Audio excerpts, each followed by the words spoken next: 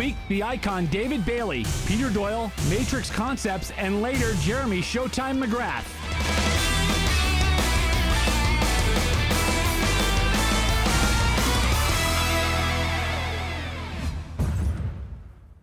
Welcome to another episode of the Moto Show. I'm your host, Jim Holley. Alongside me, as always, Lorette and Paul. You guys are going to be busy this week, and you're both going to Indianapolis. You're going for Endurocross, and you're going for the MotoGP? Yeah, we have our third round of Endurocross for the pros, and it's going to be such a great round. We had Tadej Blazuzziak that won, well, as you know, X Games and Everett, Washington, and now going into Indy. I'm really excited, and what are you doing? I'll probably go by and visit Endurocross a little bit, check that out. Yeah. And then I'll be over to Indianapolis Motor Speedway, and MotoGP's there on Saturday and Sunday, and they're running the XR 1200s for the first time, which will be cool to see. And yeah, I'm just looking forward to seeing, you know, maybe an American step up and get it on the podium, maybe Nicky or Colin or Ben, and hopefully we can have a good weekend. I'd like to see Colin. I mean, Ben's won one, Nicky's won one, and won a championship. I'd like to see Colin Edwards come away with a hometown win in Indianapolis. But you know what? Hey, 10,000 views already for us. I know. Is that cool? So amazing. Crazy. Yeah, we've had over 10,000 views, and you know, thank you to everyone that's watching, and you know, keep it going. We love doing the show, and we want to keep moving forward with it. And when we come back, myself and Lorette, we're going to go over the weekend update. Stay tuned for the weekend racing, and later Jeremy McGrath. The Moto Show with Jim Holley, brought to you by JT Racing, making history again. And Matrix Concepts. It's what the factory teams use.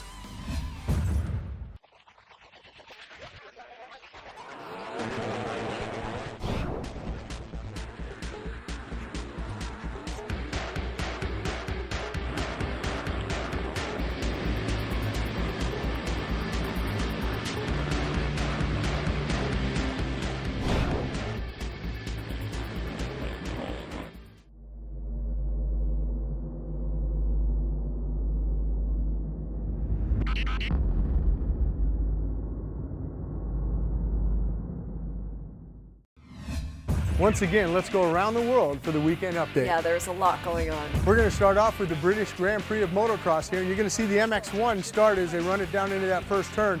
There he is on that KTM, the German kid, Ken Roczen, with another hole shot there. Looked like a great track there in Great Britain. There it is, Ken Roczen with that first Moto win, Tommy Searle in second. Here's Moto 2, much of the same, Ken Roczen with that hole shot again as he comes around that first turn. But you're going to watch this. Ken Roczen is going to almost throw it away here. We're watching him here, but right here, he almost loses it. He saves it, he hangs on. The German goes 1-1, and his teammate, Tommy Searle, comes away with the 2-2 to make it a KTM sweep, 1-2 in Great Britain. There he is there, Ken Roczen.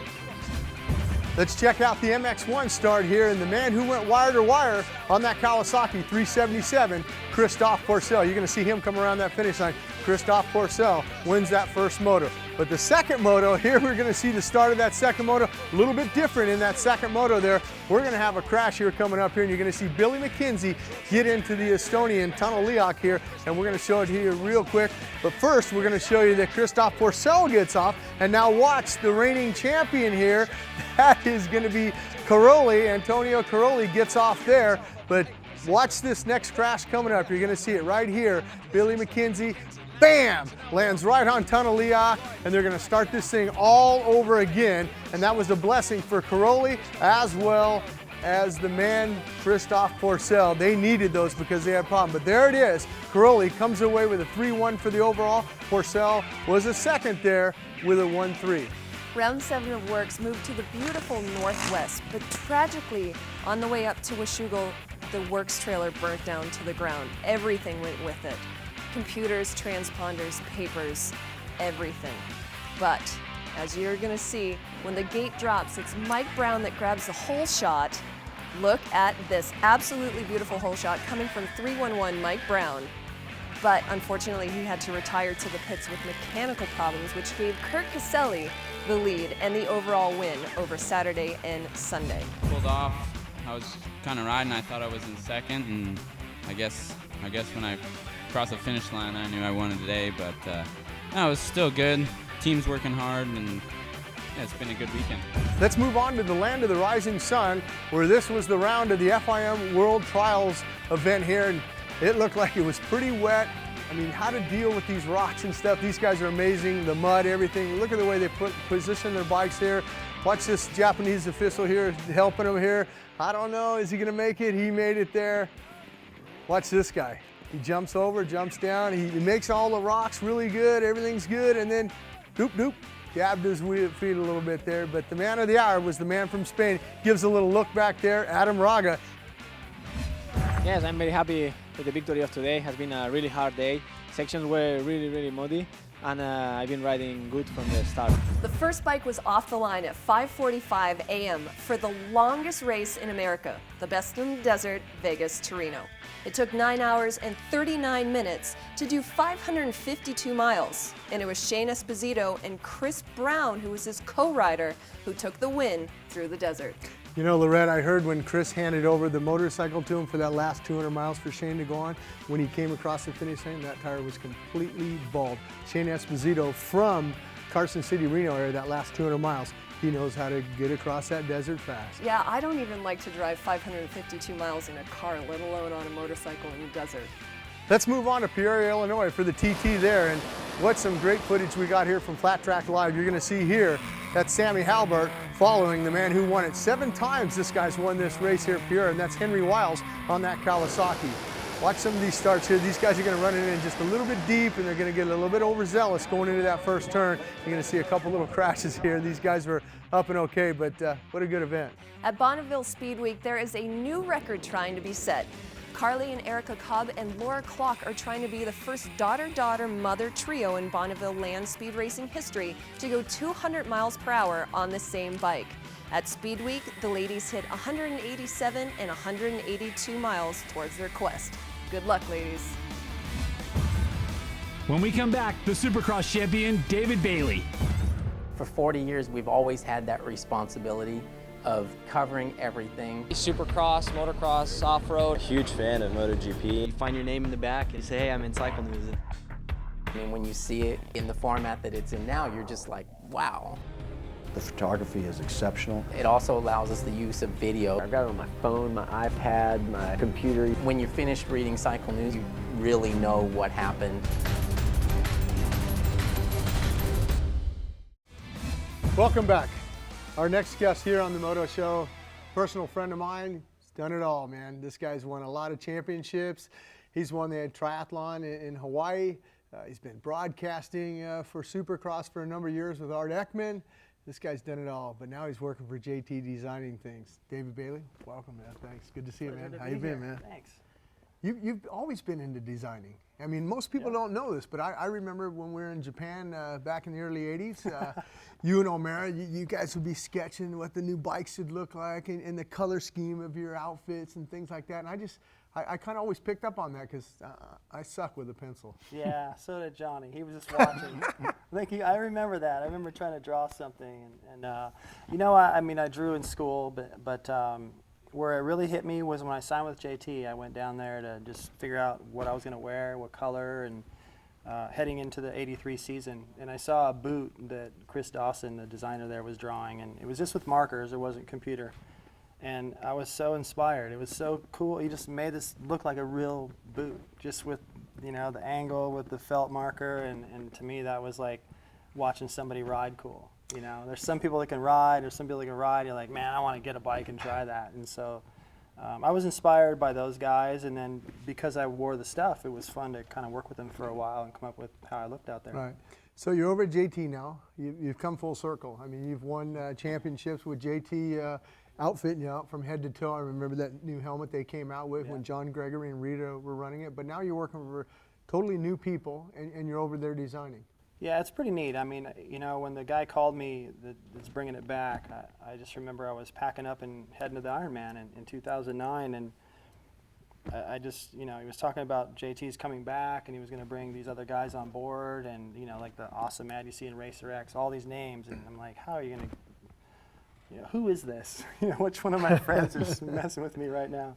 And it was David Dre, and you know, it's difficult to try to put JT back where it was. I mean, everybody remembers it as this big powerhouse company, you know, like Fox or one of those guys now. But you know, it's going to take some time. But when I saw what they first came out with, I realized I could, you know, I was there, I wore it and designed some of it, so I could help them, you know, steer that a little bit better in the future. And so far, so good. I used to You're like. also, sorry, go ahead, Laura. I'm going to take it. There you go. You know, designing for JT is really cool, but you're taking on a personal project and you're designing the Revolution bike. Is that right? Yes. Yeah, JT is a fun thing that came along right at a time where I was about ready to just kind of blow up the bridge behind me and just start fresh with my own company and make these hand cycles like what I used at the Ironman. And I'm still doing that. JT knows about it, and I'm able to do both. But you know, both to see what JT's trying to do as a company and come back and to have my own smaller version of that, you know, making hand cycles is kind of helpful. It helps me to know how to behave at work, because I know the pressures they're under, and also how to be a leader with my own company. So it's so far so good. We'll see how busy it gets when I actually have bikes. You don't compete anymore, but do you still use the hand cycle for exercise and your Yes. training? Yes, and you know, it's the ticket really, and it's a secret, you know, for most people. And for me, you know, a lot of people remember, you know, just a few years back, I was pretty much down for the count. I had some physical problems, did too much, sat on too many flights, and I weighed 118 pounds. I had 4 surgeries. I was like, my best days are behind me. You know, that's not. How am I going to come back from this? The doctor said I couldn't even sit for more than a few hours at a time. And then little by little, training Ricky James, who did the Ironman in 2008, I felt like, well, I still got a little bit left. So I went and did it in 2009. And after that, I realized, you know, I've been riding these bikes since 1996, and I don't even really like them. They could be so much better. So about 2 months after the Ironman in 2009, I went ahead and decided to make my own, and it's going really good so far. And no racing, I'm too old for that. These young guys smoke me, but actually I raced Redlands recently. Just kind of got roped into that, and I got third, so I made the podium, but that's great. Barely. Yeah. With the Ironman, it's so fascinating to me. Is there different classes? Because you're the Ironman. You've won that championship 3 or 4 times? Well, I just won it once. I finished it 4 times, which is kind of like a victory in itself. Like out of your mind, you can be over there in that bay, ready to swim way out, you know, and then ride 112 and do a marathon. But I saw it, you know, with my wife on our honeymoon in 1986, and thought, man, I'm going to come back and do this. And I got hurt right after. Figured no way I could do it, and then these hand cycles came along, gave me the opportunity to actually go and experience the race. I couldn't run fast enough, so I don't think I ever would have gotten able to do it. So that enabled me to do it, and 3 tries was good. I was 3rd, 2nd, 1st, and then the last time I went back was just sort of, you know, kind of like to put a lid on all the physical stuff I went through, and just go and enjoy it, and not be over there trying to win as much. You know, I wanted to win. I led most of the day. I'm still kind of ticked I didn't. But that's a competitor. There was a more full experience, and it's hatched into me having the ability to make a big difference for a lot of people. Something else real quick. I want to get back to JT. We only get about 60 seconds or so. We got to wrap this thing up. But JT, are you helping on looking for newer riders and things like that? Oh, yeah. And are you bringing back some of those cool ads? I'm talking Heike Mikkola and Bob Hanna in 79. Oh yeah. Well, what I want to do is surprise people at JT. I mean, there's going to be some stuff where you're like, yeah, I figured they'd do that, but I want to surprise people. And you know, the biggest question I get is, are they going to make new stuff? And of course, they had to figure out where are we going to land it. You know, and that wasn't my decision, but I understand they had to kind of go and remind people of what they were before they move on and do something new. So they'll always have some stuff that reminds us, all of us, of what JT was. But of course, going into the future, we're going to do all new stuff. And then when you look at that ad in Racer X of all of us, that's a pretty nice committee of people to go, hey, I think this young rider from France or this kid in Australia or whatever. We got a great, like the Top Gun teachers kind of. Right.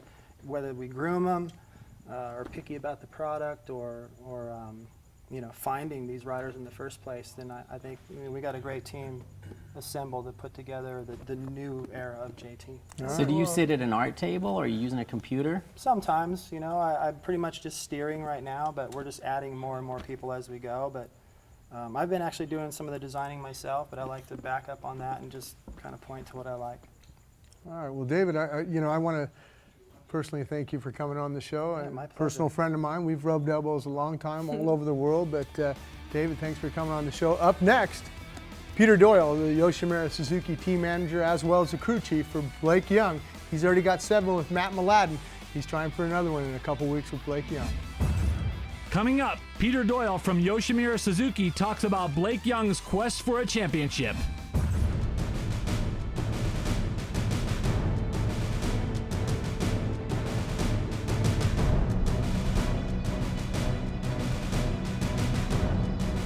Second, Bailey in first.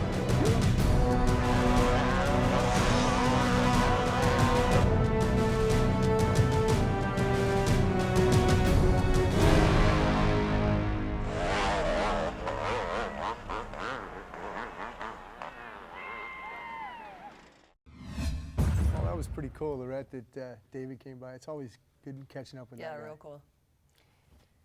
You've raced enough motorcycles to know who's the most important guy when you get off that bike. It's the mechanic, the crew chief. Exactly. Well, we've got a guy here today that's a good one. Blake Young's going to New Jersey in a couple of weeks here. He's got a 5-point lead in the AMA Superbike Championship, and there's a good chance he wouldn't have that lead if it wasn't for our next guest. I'd like you to all meet Pete Doyle. We're going to put this one up here. I was waiting for when you were going to do that, man. I didn't think he belonged on the floor. No, definitely. Good to see you, Hi, Peter. nice to meet you. You too. How are you, mate? How are you, mate? I'll scoot over here. Okay. Not take your seat. Well, you feeling the pressure in a couple weeks with Blake? I mean, you've done it 7 times before with Matt Mladen. Yeah, I mean, there's always going to be a little bit of pressure there, but not so much lately. We've had a few days off, so everyone's been relaxing and kicking back, but we're starting to build up now. Trucks roll out tomorrow to New Jersey, so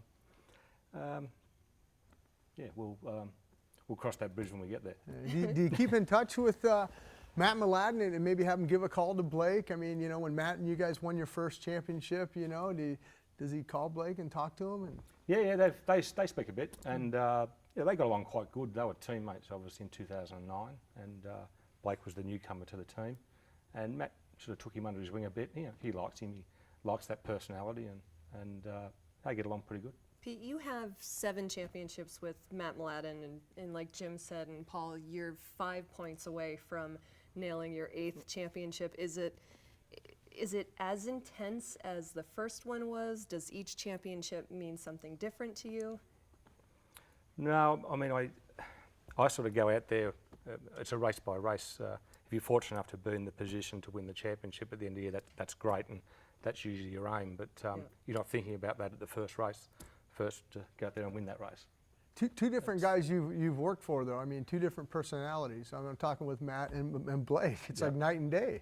Oh yeah, they're but they're both characters. You know, Matt's personality. You know, he's very strong-willed, and he just wants to win at everything. You know, I beat up on him in table tennis one day. He went and bought a table tennis table and played table tennis until he could beat me. So. Blake's a bit more outgoing, and you know, he's younger and inexperienced too, but he's a lot of fun to be around. Now you've also, I know, with Blake came into the team and he had raw speed. There was never any doubt about that. And I think a lot of your job this year has been to almost slow him down a little bit to get him to the point where he knew how to race and knew how to do what he needed to do to win a championship. Is that accurate? Yeah, very much so. He's had speed there for a few years. He just didn't. He couldn't do anything with the speed. He'd go out there and go fast, burn the tyres off the bike, run off, lots of mistakes. You know, this year, to his credit, he worked hard in the off-season. His fitness is better. He's thinking about his racing a lot more. He's not crashing the bike, hasn't jumped off one this year, which is, that's a feat on its own for a road race guy to get through a season. You know, touch wood, we've got one to go, but to get through a season without crashing in road racing is pretty rare. Is it hard to approach that? Like, I mean, you don't grab him by the scruff of the neck and hold him up against the truck, but I mean, close. Is it Why not? close? Yeah, I mean, why that not? could work, right? Maybe, tough love. It's been close. Yeah, I mean, I think with Blake's the type that probably responds to that. Yeah, I mean, we've had a few harsh conversations with each other over the last 18 months. You know, he thinks one way and sometimes I think the other way, and that's human nature, but yeah, we sorted out. You've got to be a bit tough with him. He's young and inexperienced. You know, he's going to make mistakes, and you know, we're not perfect. We make mistakes as well, but he's minimising his this year and he's learning. I don't think Mladen you probably ever got by the scruff of the neck. Or maybe when he was young. He could bulk up. He was bigger than me at one stage. You know, he turned up one year over 200 pound at Daytona. Wow. So, He's giving away a lot of horsepower. Oh yeah, a lot. At 200 pounds, I mean, every 7 pounds is like a horsepower. It's like a horsepower. Yeah. So yeah, well, his body weight, he could go fluctuate. Like this. Wow. And, there was a 40-pound swing in the 10 years that I was with him. All right, Peter. I got to ask you the hard question though. Tommy Hayden, have you talked to him? I mean, going into this last round, I mean, what happens if he's ahead of you? I mean, you know, the team's trying to win a championship, and Blake's in that position to do it. Someone's getting held up by the truck. Right. No, yeah, I mean, all riders are really, they're going to be in that position sometime during their career as pros. You can, team orders is not something that, some people are fond of it. Some people, say it should be banned. Where do you stand? Somewhere in the middle. I mean, I understand from the riders' point of view, they want to go out there and win the races. Sure. And as far as I'm concerned, if Tommy can go out and win the 2 races at New Jersey, then that's what he should do. Yeah, as long as Blake finishes second, we're okay. That'd be great. If Tommy's in a position on the racetrack and he feels he can help Blake out, well then that's up to him. What do you think about this break though? Is this going to be really horrible? It's horrible. Yeah. It gives you too much time to think about it. We had one at the start of the year. We had I think 7 weeks between the first and second race, and now we've had a similar gap. Unfortunately, it was the cancellation of the VIR race that caused this break. But we're sort of sitting there. You're ready. It's the last race. You don't want to change a lot of stuff going. It's been working well.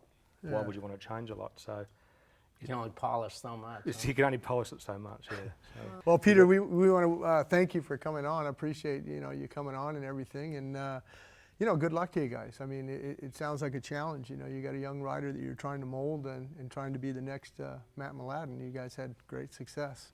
Peter, thanks for coming on. I appreciate it. Up next, we got Chad Cole from Matrix Concepts.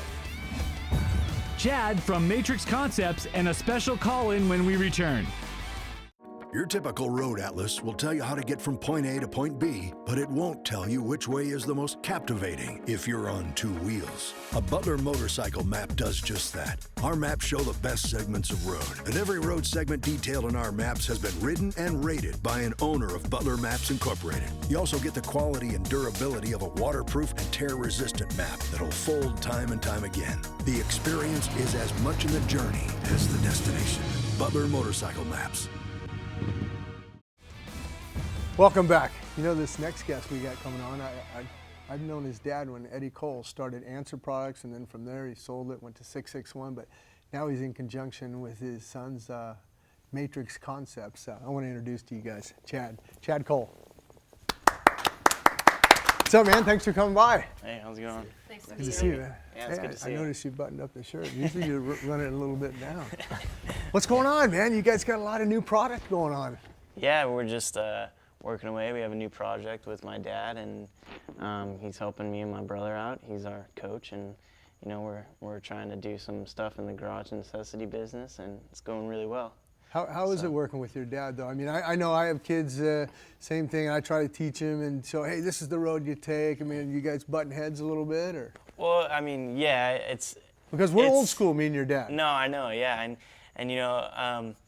it's great working with him. I mean, I wouldn't have any other way. I mean, it can't be that bad. You get to work with your dad, but, sometimes he forgets that he's done this for 40 plus years, and he has so much experience that he just sometimes wants us to do everything right, but he's right there when we do something wrong to make sure to tell us that, hey, you did that wrong, All right. Don't do that again. Well, let's go check out some of that stuff. You got a lot of cool things that you brought by today on the Moto Show. Yeah. Well, Chad, let's check out some of this stuff, man. It's nice. I mean, this stuff looks good. Yeah, we got some pretty cool stuff here. Let's see. We can talk about the gas can here. We got this is our unique utility can. So we kind of took a cool approach to something boring. Yeah. It's got a really cool shape. It's 4 gallons, and all the Matrix products are customizable. You can customize the whole thing. You can put Jim Holley all over it. You can put, any kind of shop name, whatever you want to do. So yeah, it's got two pretty cool handles here, so you can actually see what you're doing when you're pouring into the bike. And something else that's cool is this stand here. I know Rick Dowdy from Vintage Iron loaned us this bike for the set, and you got the retro bike, but you got the new stand and the new mat. I mean, this is pretty cool stuff. It's made out of plastic, you said. Yeah, the whole stand is made out of ABS plastic. So again, the whole stand, you can customize it. We have 22 of the factory teams using all of our products. We have everyone from, Ryan Dungey to Bill Poto to everyone. So that's really cool. Yeah, it's super lightweight. They all come with a snap-in tray and a rubber mat in there to throw your tools in, and it's got a replaceable top. So what about gas and oil if it gets on there? If I'm working no problem. On the bike, it doesn't eat the plastic or anything? It's gas, oil, contact cleaner resistant. And yeah, so like if you ever have any problems with the top, it's all replaceable. It's not riveted in, it's actually bolted in. Okay. So that's pretty cool. So if that wears out, you can just get a new top. Something else I like that you brought by was this loading ramp. I mean, it's a 6 foot long, but it folds up so it can fit in my small little truck or big truck. Yeah, so this is the loading ramp. It has, it's got a nylon hinge, so it's super strong. Lifetime warranty on the hinge. So if I put this on my truck, I could ride my motorcycle right up onto it? I wouldn't recommend riding Why not? up it. That's what I used to do. Come on, I want to do it. Because, I mean, it'll work, but legally you don't want to do that. All right. But, yeah, so it's got the handle right here. And, these segments are all replaceable. Wow. And so it's super strong. It gets a lot of its strength back here from all the ribs. So, like, really strong ABS plastic. It has, right here we have the tongue. It has, like, a tailgate locking system. Okay, so it won't come off. Well, what happens is you put your tailgate down and it butts against your tailgate. And so when you push the bike up, the ramp doesn't go flying up in the air. So it kind of pushes itself. Yeah. Everyone has. Yeah, a couple times. So I've done that a few times and fell over. Something else that I like that you guys at Matrix, it's behind you here, and I'm going to grab it. No, it's actually down here. Is, me and your dad, Eddie, old school, we used to just drain our oil in the dirt, but you can't do that anymore. The environmentalists, the EPA guys will get on us, but drain your oil in here. Yeah, this is our oil drain container, and I think it holds something like 6 quarts or something like that, but I'm not quite sure. But it has a built-in funnel, and you can just, oil. This is actually made out of recycled plastic, so So that's my old milk container. Yeah, it is. Yeah, exactly. So I got to ask you one thing. What's the deal with Bob Hanna? I know Eddie and Bob are good friends, and Bob helped him at Answer Products 661. But I mean, do you guys pay him at all? I mean, he's not racing anymore. Yeah, we actually had to cut him a fat check, and you cut me a fat check. Hey, Bob's on the phone. What's happening, Bob? I heard that. You heard that, huh? You heard that. I'll tell you a little story about Eddie. Eddie can't say no to anybody. He doesn't say no to anybody that asks him a favor. He doesn't say no to his wife. He doesn't say no to his boys. The only time he says no to Bob Hanna when he asks for money. Now that is an instant no. Yeah, he didn't have. The only reason I do anything for him are the pictures that he has me in a compromising position with a goat. Is that up in Idaho or is that down south? I don't want to say where it was, but Okay. I tell you what, never have a camera around if you're kissing the goat. All right. I've seen those pictures. They're pretty. And until I can get those back, I guess they got me for life. Well, I see it a lot of the Supercrosses, helping Chad out in Matrix. I saw you at Dodger Stadium this year with your lovely wife, and I saw you up in Seattle. You still get a kick out of going to the races, though. Oh yeah, and we did 1,400 autographs up there in 4 hours, something like that. That's a lot. So in Seattle, yeah, it's just like the old days when I was there. Same old crowd. It's a pretty neat spot. Yeah. You still flying a lot? I know you're bicycling a lot too. We do. I basically work, stay home, fly, or bicycle. That's about all I do. All right. What do you think Eddie, of the? Unfortunately, I've been working with Eddie for years, and now he's pawned me off on his kids, and the camera's a slave driver. So now I've got. He drives me and myself and Chad around like we're a couple of little puppies. Yeah, he's pretty intense with that work there. Yeah, he's a slave driver. Yeah. Hey, you guys said earlier, I was listening on the phone there, that you could customize a stand with Jim Holley over it. That's exactly. I really want one of those. I want a stand with Jim Holley all over it. Come on. That's exactly what you want. Hey, what's I know you're world champ Supercross and all that, Holley, but man, I don't want to stand with Jim Holley over it. Oh, no. Hey, have you been watching the Moto show? What do you think of it, Bob, honestly? The Moto show? Yeah. You there? Yeah, we're here. What Moto show? The one that we had, David Bailey was on tonight, Peter Doyle was on, Chad was on. And does that intimidate you to sit so close to a real Supercross rider like Bailey? No, David's a good guy. I mean, we had made mention that at Daytona you were doing some broadcasting, and I was running second off the start, and he came in there and tried to push me out of the way, but he was unsuccessful. Yeah, guys that tried to push you around were most of the time unsuccessful. I found out. All right, well, we're gonna let you go, Bob. Thanks for calling in. Up next, Jeremy McGrath. Don't go away. The king of Supercross, Jeremy McGrath, is on the Moto Show coming up next.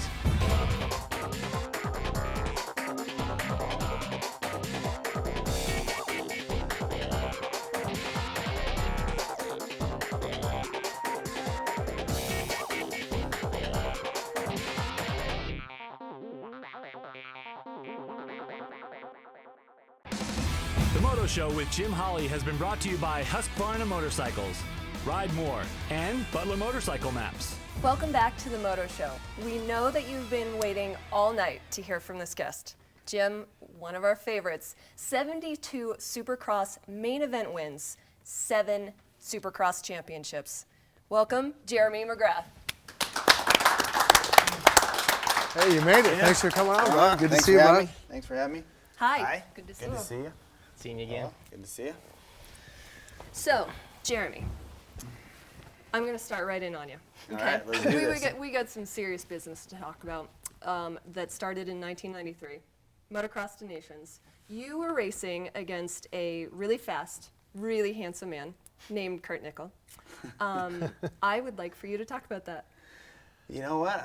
I clearly remember this day. It was Motocross to Nations in Austria, and if I remember right, Kurt and I were we were battling the first moto, and he ended up passing me with a lap or two to go, which was really frustrating for me. He ended up getting third in that moto, and I got fourth. However, he won the next moto, so I think he won the overall at the Nations that year. We, as a team, took the victory, so that was good. But it was my first race on a big bike, and I had raced 93, or the Supercross series, but I had raced 125 Nationals that year. So to be invited to Motocross to Nations was awesome, but I was really scared. I was definitely the weak link that year. I mean, I was riding a 250 outdoors for the first time in my life, and pretty nervous about it, but it worked out as a team, thankfully. Who were your other teammates? I believe it was Jeff Emig was one of them, and Mike LaRocco was the other one. That's so cool. And we just had Blake Baggett on, and he is going to Motocross to Nations for the first time. What do you think what do you think he should be expecting? What do they not tell you that you really learned? Well, I think the biggest thing about that race is, in Blake's case, he hasn't raced with that many fans around, I don't think, yet in his career. There's a lot of people that are at the Nationals when he's racing and stuff, but the sense you get at Motocross to Nations is something different than you ever feel in your whole life as a racer.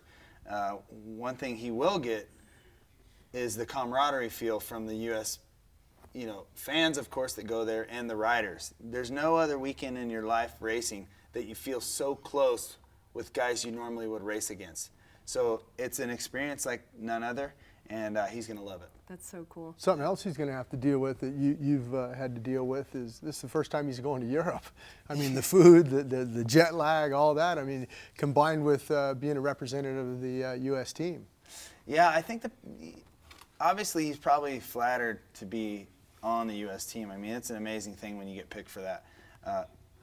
You've been to Europe many times, so we all have.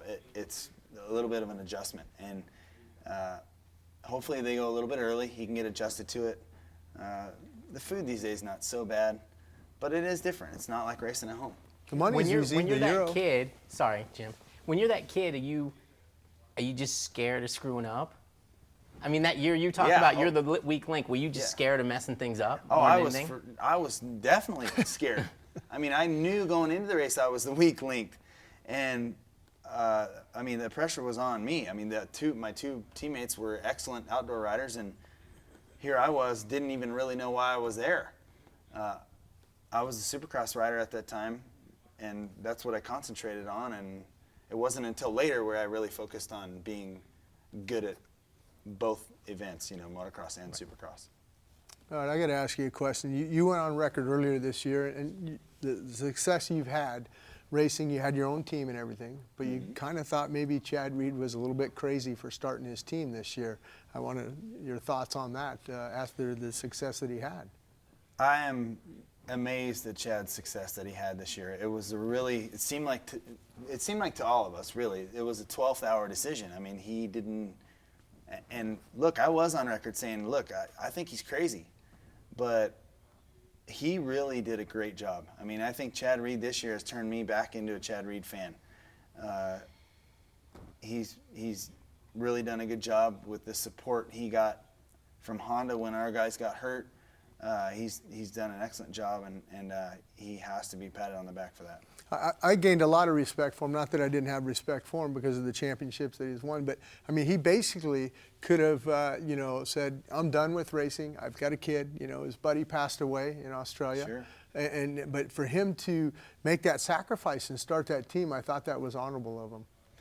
Well, I think it's for sure was honorable. I think a lot of us, and we have that little thing inside that won't let us quit, and Chad's not a quitter. We've seen that time and time again with that big crash he had just lately. I mean, amazing crash, and comes back from that, and he's a fighter, and he wants to prove everyone wrong. And the crazy thing about it is you want to prove everyone wrong every week. And when that stuff started to kind of not work out right for him, he's like, all right, well, I'll show you guys. I'll do it myself, and it worked out for him.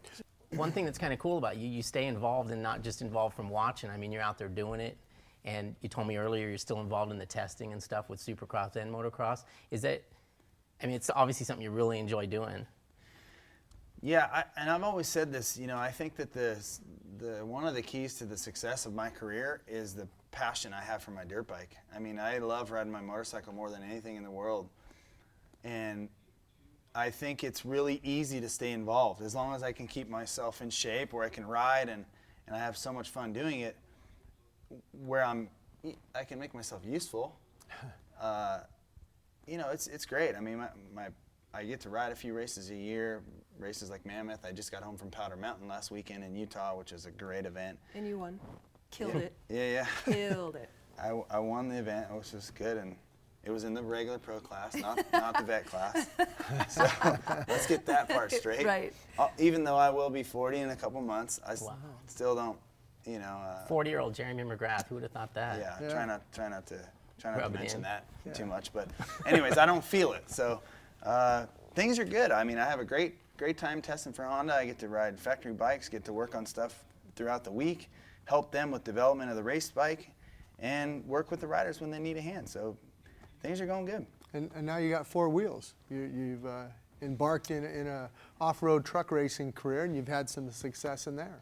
Yeah, I'm having a good time. I'm racing the Lucas Oil Off-Road Series for obviously Team Stronghold and Monster Energy. And I got my first win last year, and this year we've had 8 races, I believe, and I've had 3 seconds. And truck racing is a little bit different than bike racing. You don't practice so much. You got to practice at the race.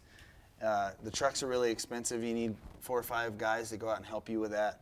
And so obviously I'm frustrated. I want to win. I want to win now. Like I'm used to being able to try and fix it on my motorcycle because I can spend time doing it. Right. With truck racing, it's a little bit different. It's coming a little bit slower than I want it to be. But yeah, I'm enjoying it, getting to race, and yeah, I think I can last for a long time in truck racing. Does any of that stuff hurt? Like, you watch guys land pretty hard. I mean, it's obviously not like a bike, the same kind of pain. Well, the funny thing is people go, man, that looks so rough, but the trucks are so smooth. And you can air them out. The hardest part is when you land sideways and they jerk like this and your head jerks. Mm-hmm. Your body never gets hurt. The truck is I've crashed them a few times now and been totally fine. That's another good part. You can crash and Right, you feel not safe. break Crash arms and and walk stuff like away. that. So. Well, you're almost 40 now. What do they say? yeah. The older you get, you need a cage around you, right? Yeah, I don't go with that one though. I don't go with that one. I'm having a blast. Still feeling lucky to be able to race, and obviously loving my dirt bike still. And you know, I have 2 little girls, family, and that comes first. And life is good. I can't complain. Well, good. Well, hey, I want to thank you for coming on the Moto Show, and also congratulate you. A lot of people didn't know, but last year you were inducted to the BMX Hall of Fame. Just thought I'd throw that out there, man. Oh, good job.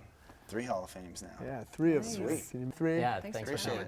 coming. All right, we also want to thank Chad from Matrix. We want to thank Peter Doyle from the Yoshimura Suzuki team. Good luck to him and Blake Young. They got a big championship they're battling for. And also a good friend of mine, David Bailey, was on the show working with JT now. And make sure you check us out on YouTube, Twitter, at The Moto Show TV, as well as themotoshow.com. And oh man, I almost forgot, Lorette. What do we got coming up this weekend? I know we got so many. We have a great event. Check out the AMA Lucas Oil Motocross action from Southwick, Mass. on allysports.com. Fuel TV and Speed beginning at 1 p.m. in the east. Well, that's it. We're wrapping it up. That's another show of the Moto Show.